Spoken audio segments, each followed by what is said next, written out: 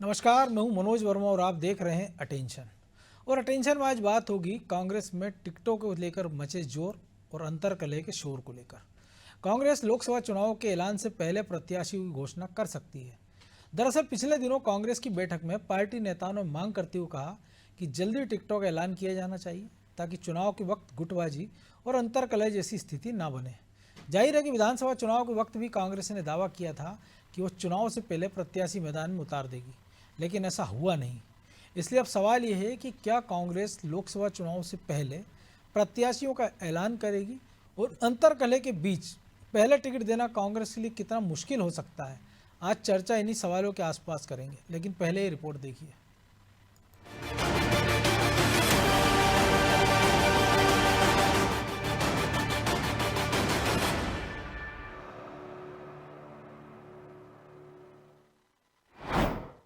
का लोकसभा चुनाव पर ध्यान, टिकट बंटवारे को लेकर बनाया प्लान, जल्द करेगी टिकट का ऐलान। भले ही लोकसभा चुनाव को अभी कुछ महीनों का समय हो, लेकिन कांग्रेस के भीतर जल्द से जल्द टिकट के ऐलान की मांग उठ रही है। इतना ही नहीं, कयास तो ये भी लगाए जा रहे हैं कि कांग्रेस भी चुनाव की घोषणा से पहले प्रत्याशियों के नाम का ऐलान कर सकती है।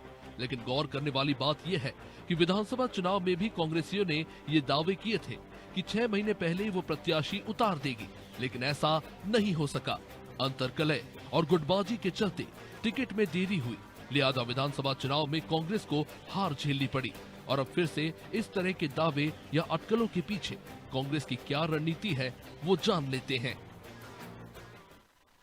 कांग्रेस पार्टी आगामी लोकसभा चुनाव को देखते हुए काफी लंबे समय से अपनी रणनीति पे काम कर रही है और हम इंडिया अलायंस के साथ अभी सीटों के बंटवारे को लेकर जल्दी ही मीटिंग में फाइनल हो जाएगा। कांग्रेस के हिस्से में जो भी सीटें आएंगी उसकी हम निश्चित ही तारीख जो लोकसभा चुनाव की होगी उससे पहले कोशिश करेंगे कि अपने प्रत्याशी हम लोग घोषित करें, जिससे कि जो प्रत्याशी हो उसको समय रहते क्षेत्र में अपना काम करने का मौका मिल सके, अपनी बात रखने का मौका मिल सके।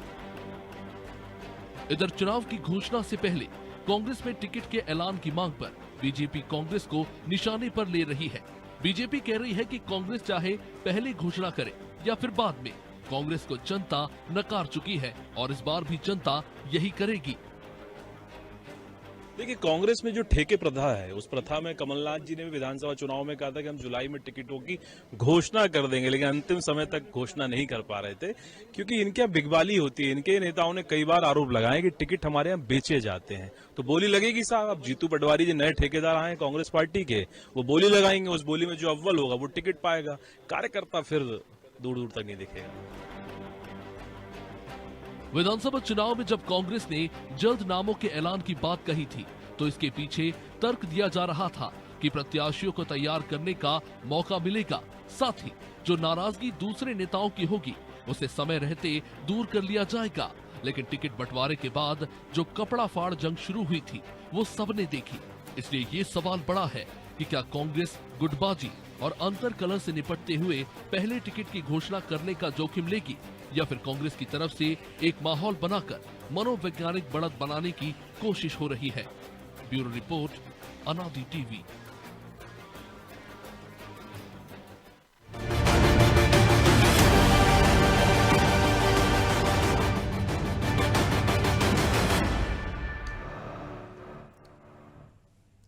तो इसी मुद्दे पर चर्चा करने के लिए हमारे साथ जुड़ गए दो वरिष्ठ पत्रकार चेतन भट्ट और खिलावन चंद्राकर जी। वो स्वागत है आप दोनों का अनादि टीवी में। और चेतन जी, सबसे पहले आप ही के पास कि ये जो हमने शोर सुना था विधानसभा चुनाव के बहुत पहले से, साल भर पहले से होने लगा था कि कांग्रेस जो 1, 2, 3, 4, 5, 6 चुनाव से जो 66 सीटें हार रही है उसको जीतने की रणनीति बनाई जाएगी, उस पर 6 महीने पहले उम्मीदवार घोषित होंगे। दिग्विजय सिंह को जिम्मा भी सौंपा गया, वो सारी सीटों पर गए भी, उन्होंने अपनी राय भी बताई कि किसको प्रत्याशी बनाया जा सकता है जो जीत दिला सके। हालांकि खुद कांग्रेस 66 सीटों पर सिमट गई पूरे चुनाव में, बीजेपी 163 और एक अन्य। तो अब ऐसे में सवाल ये है कि अब तो 6 महीने का वक्त लोकसभा चुनाव में बचा भी नहीं है, तो फिर कांग्रेस किस बात का इंतजार कर रही है। और रही सही कसर ये होगी कि अध्यक्ष बदला आपने, नए अध्यक्ष आए, उन्होंने पूरी कार्यकारिणी भंग कर दी, केवल जिला अध्यक्षों से कहा है वो काम करें। तो वो जिला अध्यक्ष करेगा क्या, प्रत्याशी चयन कैसे होगा, उसका पैमाना क्या होगा? देखिए मनोज जी, मेरी आवाज गूंज रही है, आप इसको अभी जो विधानसभा चुनाव में कांग्रेस को जो करारी हार मिली है, निश्चित रूप से उसमें कांग्रेस को धक्का लगा है, क्योंकि जिस मध्य प्रदेश में कांग्रेस की सरकार आ रही है, चारों तरफ इसी तरह का शोर था, लेकिन जब आया तो बिल्कुल ही विपरीत रिजल्ट था। तो पिछली बार 114 के आसपास कांग्रेस ने जीत हासिल की थी, वो 4 सीटों में कमिट के रह गई। अब कांग्रेस के सामने सबसे बड़ा संकट ये है कि जिस तरह से भारतीय जनता पार्टी 29 सीटें जीतने का दावा कर रही है और कोशिश कर रही है, और जैसा कि पूर्व मुख्यमंत्री शिवराज सिंह चौहान ने भी कहा था कि इस बार इस कमल की माल जो है वो मोदी जी के गले में डाली जाएगी जी। तो मुझे लगता है कि इसकी शायद कांग्रेस ने अब जो दो बड़े नेता थे जिनको लेके कहा जाता था कि ये गुटबाजी करते हैं, उनको पिक्चर से हटा दिया गया है। उन्होंने युवा नेताओं को बागडोर सौंपी है कांग्रेस की। मुझे लगता है कि कांग्रेस इस बात का प्रयास कर रही है कि कम से कम 10 सीटें तो वो जीत सके, 29 में से अगर 10 नहीं तो 5 सीटें जीत सके। जो अभी तक सिर्फ 1 सीट कांग्रेस के पास है, वो भी नकुलनाथ की है, या पिछली बार 2 थी। फेस सेविंग हो जाए कम से कम। तो कम से कम ये तो हो जाए कि एक बार 2.5 की संख्या में पहुंच जाए कांग्रेस। तो मुझे लगता है कि ये जो सोच है हाईकमान की, लेकिन दिक्कत क्या होती है मनोज जी कांग्रेस के साथ कि ये निर्णय बहुत लेट लेते हैं। हर चीज का चर्चा जरूर चलती है, लेकिन जब निर्णय की बात आती है तो वो लिंगर ऑन होता रहता है। और इसलिए आप देखा होगा कि पिछली बार जब विधानसभा में टिकटें बांटने की बात आई थी तो उसको लेकर विवाद की स्थिति भाजपा में चले गए, एक दूसरे आरोप हो रहे थे। तो इसलिए ऐसा लगता है कि इस बार शायद कांग्रेस जल्द टिकट की घोषणा कर देगी। जाहिर सी बात है कि जब टिकट की घोषणा जल्दी होती है तो प्रत्याशी को काम करने का मौका मिलता है। और विधानसभा तो एक विधानसभा होती है, लेकिन लोकसभा में 8 विधानसभा बहुत लंबा वक्त लगता है लोगों के पास जाने में, अपनी बात पहुंचाने के लिए। तो इसलिए लोकसभा की स्थिति देखते हुए ये लगता है कि इस बार टिकटों का बंटवारा हो जाएगा। लेकिन इसके साथ साथ एक बात और भी होती है कि जब आप जल्दी प्रत्याशी घोषणा कर देते हैं तो उस प्रत्याशी का खर्च भी बढ़ जाता है। तो वैसे भी आप देख ही रहे कांग्रेस के मांग रही है, तो ऐसी स्थिति प्रत्याशी के पास भी इतना संपन्न उसको होना चाहिए कि वो लंबे समय तक प्रचार प्रसार कर सके, लोगों से मिल सके, और जो खर्च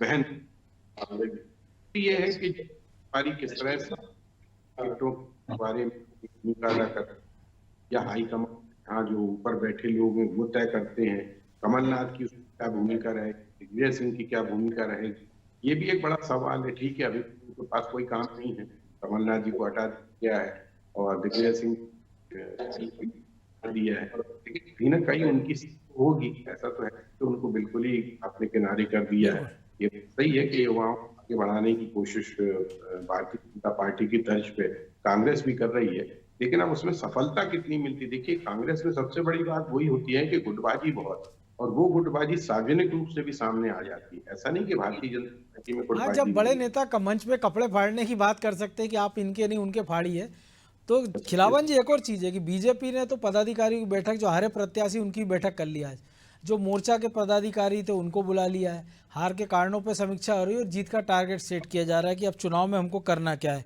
ये तक तय हो गया है कि कार्यकर्ता सक्रिय रहेंगे और कार्यकर्ता एक गांव में 1 सप्ताह रुकेंगे कम से कम। टारगेट दिया जाएगा कि ये गांव आप चिन्हित करिए जहां हमको कम वोट मिला था या ठीक ठाक वोट मिलता है, 1 सप्ताह रुकिए, लोगों की समस्याएं जानिए, उनको क्या क्या हम योजनाओं का लाभ दे सकते हैं, वो क्यों हमसे विमुख हो रहे हैं। इसके साथ ही SC ST OBC के लिए चर्चा करने के लिए निर्णय दिया गया है, नुक्कड़ सभाओं के लिए कहा गया है, और ये भी कहा गया है कि पीले चावल देकर लोगों से मिलिए, राम मंदिर के निर्माण के लिए बताइए। तो जाहिर सी बात है, विकास के साथ साथ हिंदुत्व का एक पैरेलल एजेंडा लेके बीजेपी लोकसभा की तैयारी में जुटी हुई है। दूसरी तरफ वो कांग्रेस में देख रहे हैं, ऐसी कोई तैयारी फिलहाल नजर नहीं आ रही है।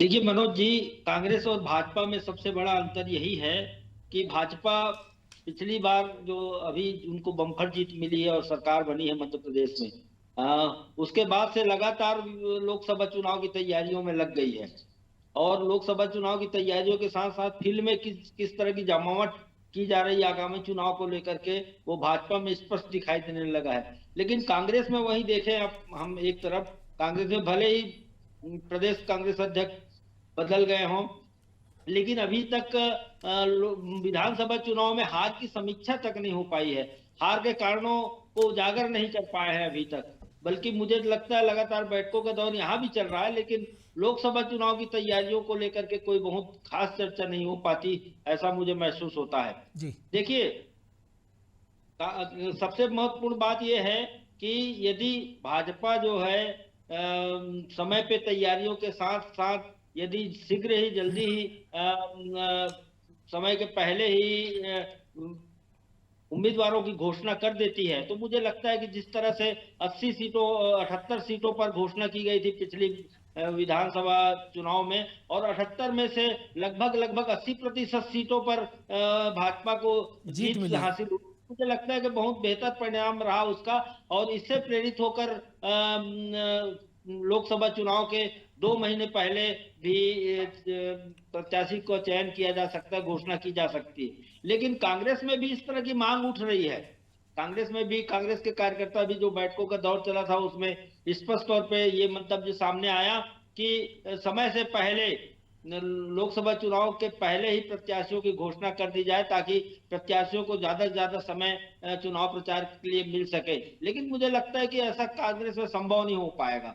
देखिए, एक तरफ कांग्रेस भाजपा की अपेक्षा कांग्रेस में गुटबाजी ज्यादा है, और दूसरी जो है केडर बेस्ड पार्टी नहीं होने के कारण कांग्रेस के कार्यकर्ताओं में अनुशासन का जो है बहुत अभाव है पार्टी के प्रति। तो मुझे लगता है ऐसी दशा में कांग्रेस की जो हाईकमान है वो भी कोशिश ये रिस्क नहीं लेना चाहेगी कि समय पहले प्रत्याशियों की घोषणा करके जो है भीतरघात को या आपसी टकराव को जन्म दे।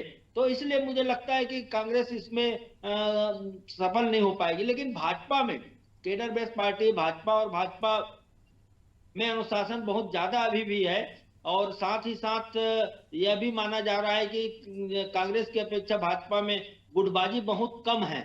ऐसी दशा में मुझे लगता है कि भाजपा यदि लोकसभा चुनाव के 2 महीना पहले भी प्रत्याशियों तो की तैयारी घोषणा चल ही रही है उनकी कि वो तो प्रयुक्ति राज्यसभा नहीं के होगी। कुछ सांसद उन्होंने चिन्हित कर लिए हैं कि जिनको पहले उतारना है, या लोकसभा उन्होंने चिन्हित कर लिए हैं कि जिनमें पहले वो उम्मीदवार उतारेंगे। लेकिन चैतन्य जी, एक और चीज़ है कि हम देख रहे हैं कि ये कांग्रेस, ठीक है आपने जैसा कहा, और ये प्रैक्टिकल बात भी है कि अगर आप बहुत पहले उम्मीदवार खड़ा कर देते हो तो उसको खर्चे, उसके संसाधन जुटाना मुश्किल हो जाता है, क्योंकि लंबा खिंचता है चुनाव। लेकिन एक ऑप्शन ये हो सकता है कि विधानसभा में बीजेपी को भले बड़ी जीत मिली हो, लेकिन आधा दर्जन से ज़्यादा ऐसी सीटें हैं, जिले हैं जहाँ कुल वोट बैंक है वो कांग्रेस का बीजेपी से ज़्यादा है। भिंड हो, मुरैना हो, ग्वालियर हो, टीकमगढ़ हो, ऐसे कई सारे जिले हैं, खरगोन भी उसमें एक है। तो वहाँ पहले आप प्रत्याशी घोषित कर दीजिए ताकि एक बढ़त आपको मिल जाए, क्योंकि आपका वोट परसेंट इंटैक्ट था 40%, बीजेपी का 48%, और हमने देखा कि 2 लोकसभा चुनाव में मोदी के नाम पर वो वोट शेयर 3-4-5% और बढ़ जाता है, यानी चुनौती और बढ़ी है। या वो सीटें आप शामिल कर सकते हैं, जैसे इंदौर रहेगी कि राहुल गांधी की हमने देखा यात्रा निकली थी वहाँ से भारत जोड़ो, लेकिन 9 की 9 सीटें कांग्रेस ने वहाँ गवा दी है। तो जिन जिलों में आप बिल्कुल सुपड़ा साफ हो, 1-2 वो जिले आप चिन्हित कर लीजिए और वहाँ पे वो लोकसभा सीट के उम्मीदवार कर दीजिए। ठीक है, 29 की जगह आप पहले फेज में 8-9 उम्मीदवार घोषित कर दीजिए, तो भी एक कांग्रेस को एक फायदा हो सकता है इसका। देखिए, सबसे बड़ी बात तो क्या है मनोज जी कि अभी कांग्रेस निराशा के भाव में है।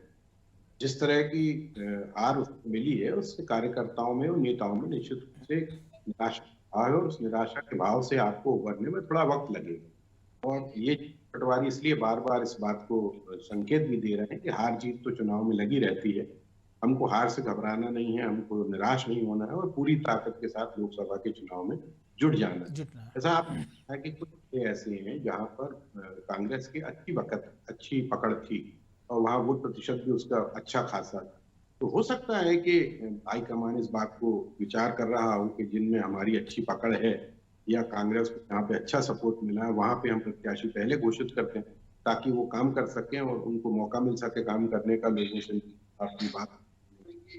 दूसरी बात सबसे बड़ी जो है वो ये है कि अभी जो राम मंदिर का मसला है वो भारतीय जनता पार्टी के लिए बहुत ही सहायक साबित होने वाला है। बिल्कुल। और यही आप देखिए कि जनवरी में वो राम मंदिर का उद्घाटन की बात चल रही है, और 14 जनवरी से न्याय यात्रा निकाल रहे हैं राहुल गांधी, शायद उसकी पैरेलल कार्ड के लिए। ये एक जो धार्मिक ध्रुवीकरण है भारतीय जनता पार्टी ने किया है, और राम मंदिर का एक ऐसा मसला है कि राम तो पूरे देश के आराध्य हैं, और जिस तरह से चावल लेके, पीले चावल लेके निमंत्रण भेजा जा रहा है, तो मुझे लगता है कि भारतीय जनता पार्टी की ये जो स्ट्रेटजी है, उसकी काट अभी कांग्रेस के पास है नहीं। अब वो किन मुद्दों को लेके आते हैं, अब जैसे बेरोजगार, लेकिन मुझे लगता नहीं कि ये आ पाए, क्योंकि विधानसभा में भी यही मुद्दे लेके कांग्रेस उसमें उतरी थी, चुनाव में उतरी थी, जी। लेकिन उसका कोई फल मिला नहीं, क्योंकि आज की तारीख में जो हुआ है, तालमेल हुआ है, कांग्रेस किस तरह से उससे पार पाती है भारतीय जनता पार्टी की स्ट्रेटेजी से, ये देखना बड़ा दिलचस्प होगा। क्योंकि राम मंदिर का जो मसला है, और मुझे तो लगता है कि जैसी चर्चा भी है कि राम मंदिर के उसके उद्घाटन के बाद एक आध या 1.5 महीने के भीतर लोकसभा के चुनाव भी संभव हो सकते हैं। और उसके लिए बीजेपी ने एक प्लान भी किया अभी कि वो जी लगभग 2.5 करोड़ लोगों को देश भर की अलग अलग लोकसभा सीटों के रामलला के दर्शन कराने ले जाएंगे।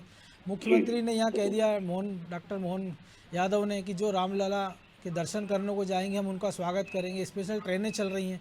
तो जो आप बात कह रहे हैं कि ये दोहरी बड़ी चुनौती कांग्रेस के सामने रहेगी, बहुत बड़ी चुनौती है कांग्रेस के सामने कि उस मुद्दे का काट उसके पास क्या है। ये अभी कांग्रेस के पास मुझे लगता नहीं कि कोई ऐसा बड़ा मुद्दा है जो राम मंदिर के मुद्दे को काट सके। और देखिए अभी आप कुछ परीक्षाएं भी मेरे ख्याल से आदेश हुए हैं कि फरवरी में कर ली जाए, तो इससे एक अंदेशा भी होता है कि हो सकता है कि मार्च या अप्रैल में चुनाव हो जाए। तो इतना कम समय कांग्रेस के नए निर्वाचित जो अध्यक्ष हैं और जो भी दूसरे नेता बने हैं, उनके सामने भी एक बहुत बड़ी चुनौती है कि इतने कम समय को कैसे मैनेज कर पाएंगे। और अगर वो नहीं जीत पाते हैं तो मुझे लगता है कि उनका भी जो एक ओरा बना हुआ है वो भी खत्म हो जाएगा। और अगर वो 2, 4, 5 सीटें भी जीत जाती तो मुझे लगता है कि उनका सक्सेस कांग्रेस में बढ़ जाएगा। लेकिन अब सवाल यही है कि चुनौती इतनी बड़ी है और उस चुनौती को कांग्रेस कैसे निपटाती है, ये देखना बड़ा दिलचस्प होगा।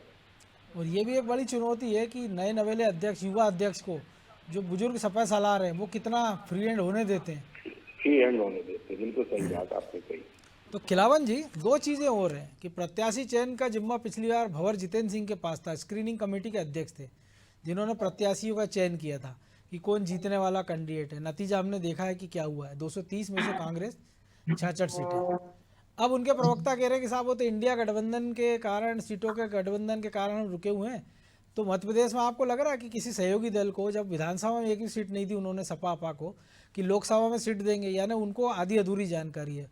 और ऐसे में जब आम आदमी पार्टी कह रही है कि पंजाब दिल्ली में हम पूरी सीटों पर लड़ेंगे, जेडीयू आरजेडी कह रहा बिहार में कि 17 सीटें हम लड़ेंगे 40 में से, पश्चिम बंगाल में ममता ने अपनी स्थिति क्लियर कर दी, अखिलेश ने अपने पत्ते खोल दिए, फिर कांग्रेस किसके इंतजार में? और क्या स्क्रीनिंग कमेटी की अगर ऐसी स्क्रीनिंग हुई टिकटों की तो फिर कुछ आसार और बनते नजर आ रहे हैं, क्योंकि तो प्रभारी भी जितेंद्र सिंह है। देखिए मनोज जी, पहली बात तो ये है कि जो इंडिया अलायंस है उनको मध्य प्रदेश में कोई सीट मिल जाए कांग्रेस, बिल्कुल, वो तो संभव ही नहीं है कि इसकी संभावना बहुत नहीं के बराबर है। हाँ, यदि बहुत ज्यादा कुछ हुआ और मायावती यदि गठबंधन में शामिल हो जाती है तो मुझे लगता है कि मायावती के गठबंधन में शामिल होने पर कोई भी एक सीट या तो ग्वालियर के तरफ से, ग्वालियर अंचल से, या मुझे लगता है विंध्य अंचल से कोई एक सीट जो है उनको दी जा सकती है। लेकिन ये भी शर्त तभी है, ये तभी संभव है जब मायावती की पार्टी बसपा जो है इंडिया अलायंस में शामिल होने की संभावना बनती है। दूसरी बात, मुझे लगता है कि जितेंद्र भंवर सिंह ने जिस तरह से यहाँ स्वीकार भी किया कि टिकट वितरण में जो एक तरह से जिम्मेदारी भी ली उसने कि टिकट वितरण में जो कुछ हुआ उसके लिए मैं जिम्मेदार हूँ, ये भी कहा उसने। तो मुझे लगता है कि देखिए इस तरह की गलतियों को सहज स्वीकार कर लेना, वो ये तो नहीं कह सकते थे ना कि कमलनाथ या दिग्विजय सिंह जिम्मेदार हैं। हाँ, स्क्रीनिंग कमेटी के पास नाम तो उन्हीं लोगों ने भेजे थे कि ये उम्मीदवार है, उसमें से आपको किसी को चुनना होगा। उन्होंने स्पष्ट कहा कि क्योंकि मैं स्क्रीनिंग कमेटी के अध्यक्ष मैं था और स्क्रीनिंग मैंने किया इसलिए मुझे मेरी जिम्मेदारी है। तो वो उन्होंने स्पष्ट किया। जब यह सवाल कांग्रेस के कार्यकर्ताओं ने बैठक के दौरान उठाया तब की बात है ये।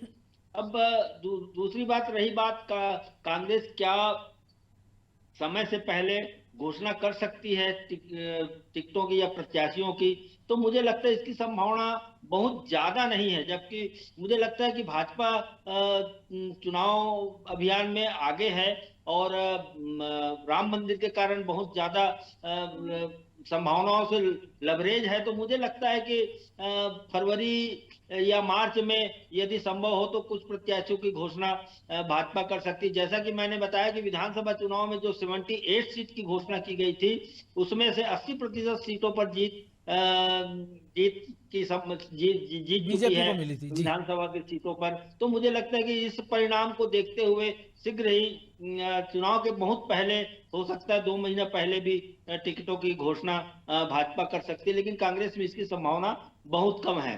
दूसरी बात, तीसरी बात जो कहना चाहता हूं वो ये है कि देखिए, अभी कांग्रेस में जब से जीतू पटवारी को अध्यक्ष बनाया गया, तब से जीतू पटवारी और वरिष्ठ नेताओं के बीच, कांग्रेस के वरिष्ठ नेताओं के बीच, मध्य प्रदेश के वरिष्ठ नेताओं के बीच संवाद की स्थिति नहीं बनी है। संवादहीनता की स्थिति लगातार देखी जा रही है। जिन बैठकों में जीतू पटवारी बैठक लेते हैं, लेकिन उसमें वरिष्ठ नेता कमलनाथ और दिग्विजय सिंह या सुरेश पचौरी या क्रांतिलाल भूरिया, इक्का दुक्का में ही क्रांतिलाल भूरिया और दिग्विजय सिंह शामिल एक हुए। बैठक लेकिन में मुझे पचौरी लगता थे, है कि कमलनाथ के बारे में कहा गया है वो विदेश हैं, क्योंकि विधानसभा में भी नहीं पहुंचे तो उनकी तरफ से चिट्ठी गई थी। चिट्ठी गई थी। तो मुझे लगता है जबकि कमलनाथ दावा करते रहे हैं कि मैं मध्य प्रदेश में रहूंगा, दिल्ली नहीं जाऊंगा, चुनाव में हार के बाद भी उन्होंने कहा, तो मुझे लगता है कि कोई ना कोई कारण है इस तरह का, जिसके लिए अभी तक इस तरह की स्थिति नहीं बनी है। और जो गुटबाजी की खाई मध्य प्रदेश में कांग्रेस की है, और एक बड़ा हार का कारण ये भी है मुझे लगता है कि विधानसभा चुनाव में, तो उस खाई को पाटने में जीतू पटवारी कितना सफल होते हैं आने वाले समयों में, इस पर निर्भर रहेगा कि लोकसभा चुनाव में कितना बेहतर प्रदर्शन कांग्रेस कर पाती है जी। और पहली अग्नि परीक्षा तो मुझे लगता है लोकसभा चुनाव के लिए उनके लिए हो ही जाएगी कि वो प्रत्याशियों का चयन का आधार क्या होगा और प्रत्याशी कौन मैदान में होंगे। हाँ, निश्चित तौर पे होगा। और मुझे लगता है कि पार्टी हाईकमान के निर्देशों के बगैर जीतू पटवारी कुछ नहीं कर पाएंगे, जैसा कि हमेशा से होता रहा है कि मध्य प्रदेश से कोई नाम जाता जरूर है, लेकिन पार्टी हाईकमान के द्वारा ही घोषणा की जाती है। तो मुझे लगता है कि जिस तरह से न्याय यात्रा निकाली जा रही है, कांग्रेस निकाल रही, राहुल गांधी कांग्रेस के द्वारा, तो उस समय सब व्यस्त रहेंगे और सभी बड़े नेता व्यस्त रहेंगे। ऐसी दशा में मुझे लगता है कि तो एक आशंका ये भी है कि हो सकता है जब न्याय यात्रा मध्य प्रदेश से गुजर जाए, घोषणा की जाएगी। एक आशंका फिर ये भी है, संभावना कि न्याय यात्रा जब मध्य प्रदेश से गुजर जाए तब प्रत्याशियों की घोषणा हो, क्योंकि अगर पहले घोषणा कर दी तो फिर भीड़ जुटाना भी एक मुश्किल काम हो सकता है। बहरहाल समय की कमी है, इसलिए चर्चा को विराम देना होगा। बहुत धन्यवाद चेतन जी आपका, खिलावन जी आपका। तो निश्चित तौर पर टिकटों को लेके अभी जो कुछ शोर चल रहा है कांग्रेस में, लेकिन टिकट किसको मिलेंगे, कब मिलेंगे और वो चेहरे कौन होंगे, ऐसे तमाम सारे किंतु परंतु सवाल हैं। लेकिन सबसे बड़ा सवाल यही है कि क्या जो प्रत्याशी चयन की ये प्रक्रिया कांग्रेस में वो पहले हो जाएगी, और जो पार्टी के अंदर से मांग उठ रही है कि पहले प्रत्याशी घोषित कर दिए जाए ताकि लोकसभा चुनाव में उसका लाभ ले लिया जाए। लेकिन कांग्रेस अगर ये कर पाती है तो ये अपने आप में एक बड़ी बात होगी। अटेंशन में आज इतना ही, मुझे दीजिए इजाज़त और आप देखते रहिए अनादि टीवी। नमस्कार।